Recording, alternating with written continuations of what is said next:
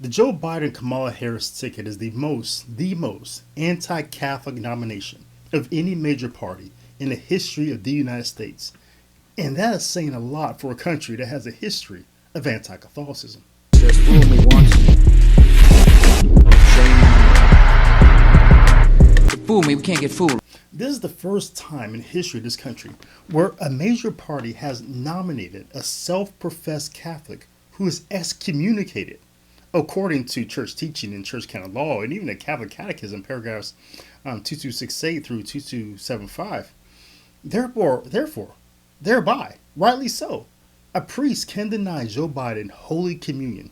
And very recently, one priest in South Carolina has.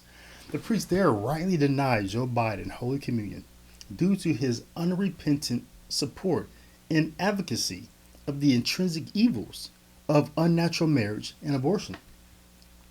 Again, at the head of a ticket for a major party, the person who could become president of the United States and the de facto most powerful leader in the world is a person who claims to be Catholic yet flaunts the fact that he is opposed to fundamental Catholic teaching, and who bishops and priests who follow the church teaching were rightly not even allowed to receive the Holy Eucharist in their dioceses and parishes.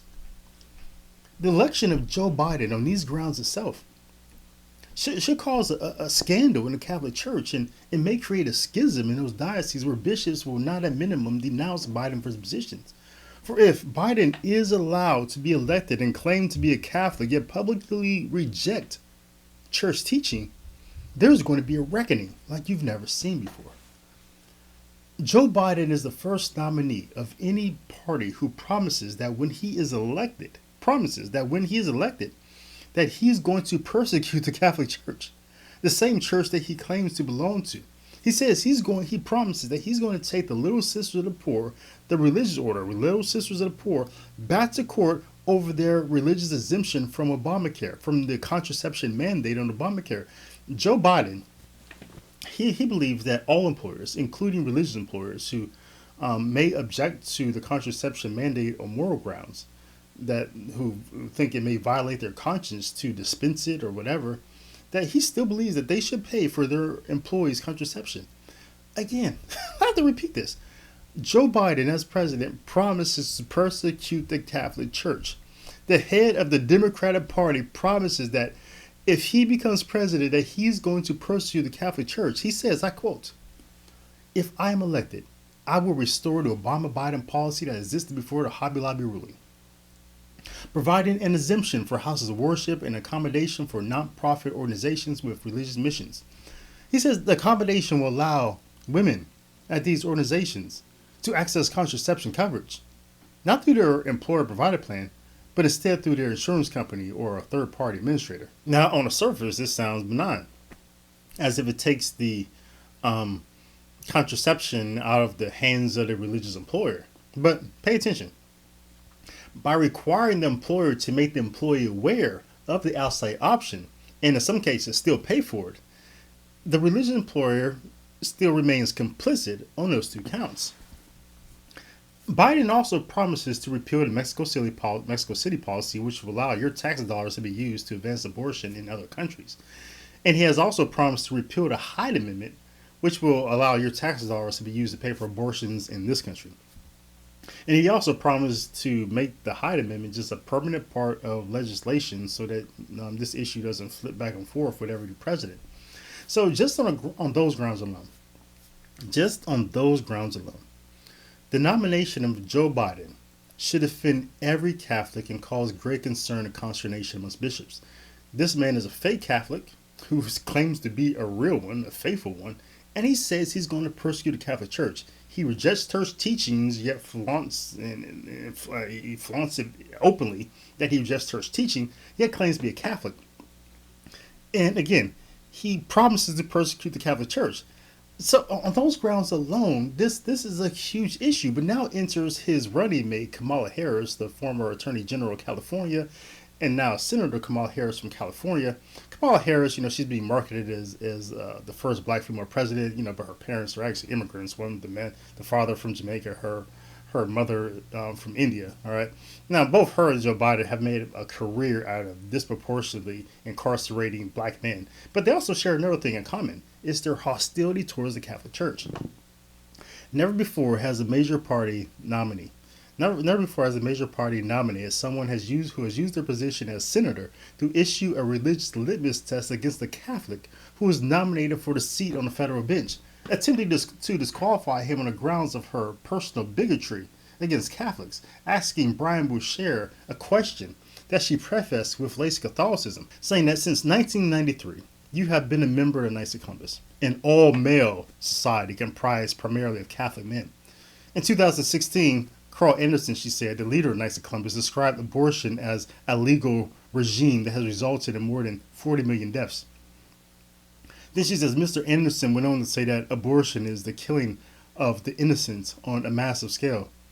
Then she asked Brian, after prefacing the question in this way, she says, were you aware that the Knights of Columbus opposed a woman's right to choose when you joined the organization? Senator Kamala Harris then went on to ask Brian whether he is aware that the Knights of Columbus opposed marriage equality when he joined the organization, and whether he had ever in any way assisted or contributed to advocacy against women's reproductive rights, as she calls them. Following Kamala's lead, her colleague in the committee, Mazie Hirono of Hawaii, went on to try to intimidate and bully Bouchers with more bigotry by asking whether he intended to end his membership with his organization to avoid any appearance of bias. This is the person who the Democrats want to have as their person who is a heartbeat away from the person who would be the oldest person ever elected as president and who is clearly already suffering from dementia. This person, this anti-Catholic bigot, Kamala Harris.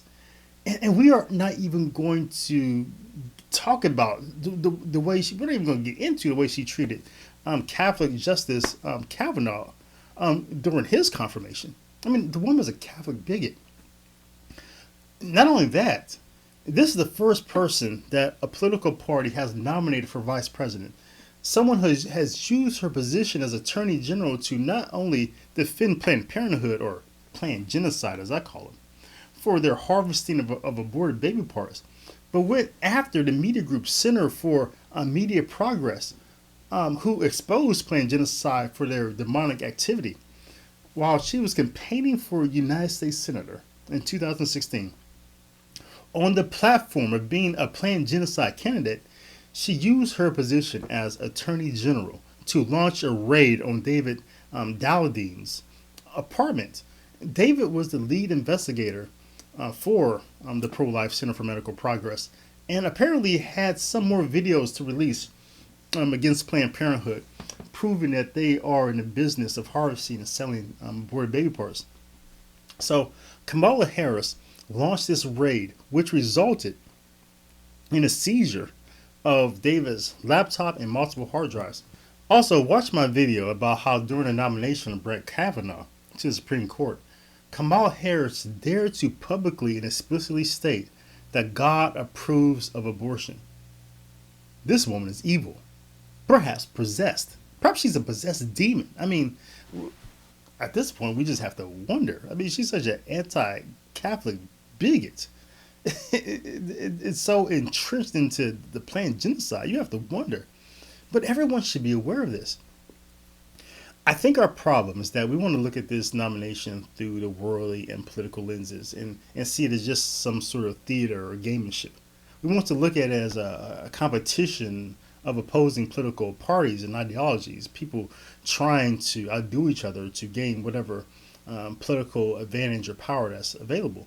But seeing how anti-Catholic both of these people are, and how they have exercised great care during their political careers to offer up to Satan things that would be pleasing to him, I'm convinced that Satan is using his nomination to attack the Catholic Church and to strike another blow from within and without.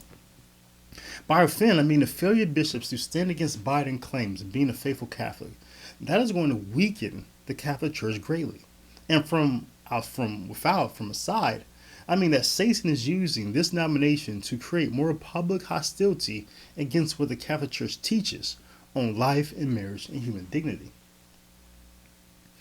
If you're a Catholic, you cannot vote against your church. And why would you be so stupid to even think that you should? The Biden and Harris administration is an attack. It's an attack on you and your family and on Christ. What Christian votes to be persecuted? I'm not saying that you have to vote for Trump or that you have to get over the fact that you may not like him personally or that you don't like his tweets. I'm not saying that. I'm just saying that you should not be a dumbass and vote to destroy the Catholic Church that you say you love. I'm not one of those people who say that you need to pray about your vote and vote your conscience. No. I'm saying that you know what these people are about. You know the evil that they're going to bring because they have promised to bring it.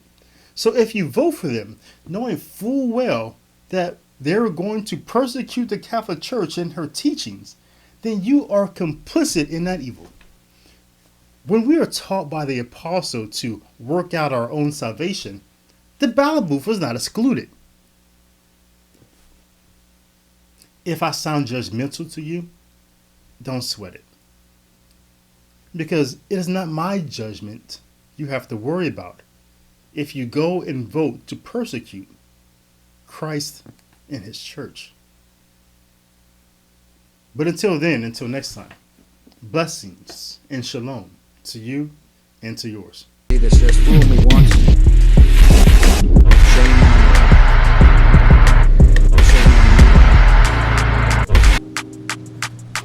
But fool me, we can't get fooled again.